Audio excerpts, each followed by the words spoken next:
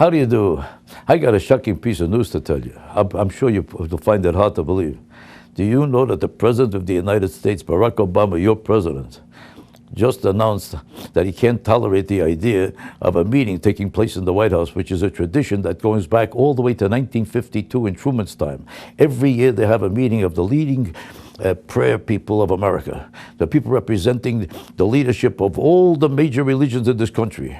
They all come to talk about prayer and the significance of prayer in everybody's life, and to promote the meaning and the depth of it, the significance of it, and what it preaches and teaches to the American people. Now, could you imagine anybody being offended by it? He said he doesn't mind if they have it, but not out loud. It should be silent. In other words, nobody should know that they're teaching about it, thinking about it, or praying about it. If they want to pray, it's nobody's business. He doesn't want it to be noticed. You believe this? He was in a church for 20 years in Chicago where a preacher was preaching hate of America, hate of Jews, hate of everybody. The most racist, vicious, violent, crazy character you ever saw in your life. And somehow not only could he tolerate it, but he was telling you he's his mentor and his teacher. Did he ever once tell him, shh, keep it quiet, it's not nice to yell so loud, all that vicious, filthy racism and all that attacks on this country? He never told him to keep it quiet. Not only that, he made sure he was there every week, even though he pretended he never heard it. But that didn't bother him.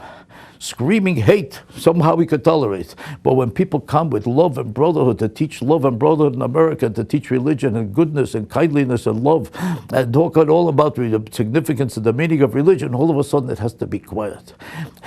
It shouldn't be mentioned. Why? What is the matter with this man? Do you ever stop to wonder? Only under communism, only under Stalin, did you ever hear that religion should be silenced? Even in Germany, Hitler, as vicious, violent, crazy maniac as he was, tolerated religion in this country. But Barack Obama somehow can't tolerate it. Do you know that he spoke in Georgetown University and in Notre Dame, and he demanded that the walls behind him should have no symbols, no religious symbols of any kind? He can't tolerate the sight of it. It sounds unbelievable.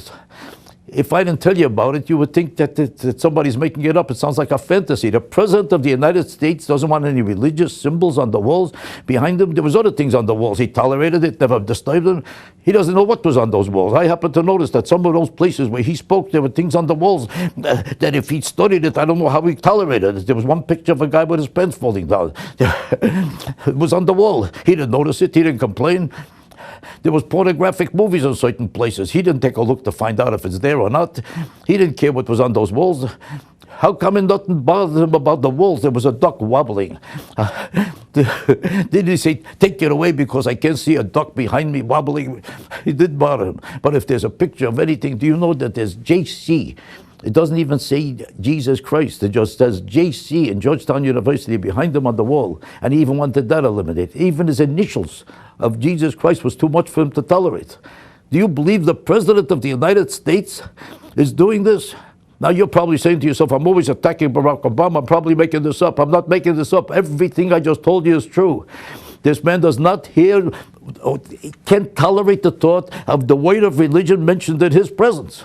Now let's find out what's wrong with him about this. Why would he tolerate it in Chicago when it's expressing hate? And why can't he tolerate it in Washington when it expresses love? If you could answer this question, you have a right to love Barack Obama. Until then, I would like to find out what's wrong with this man.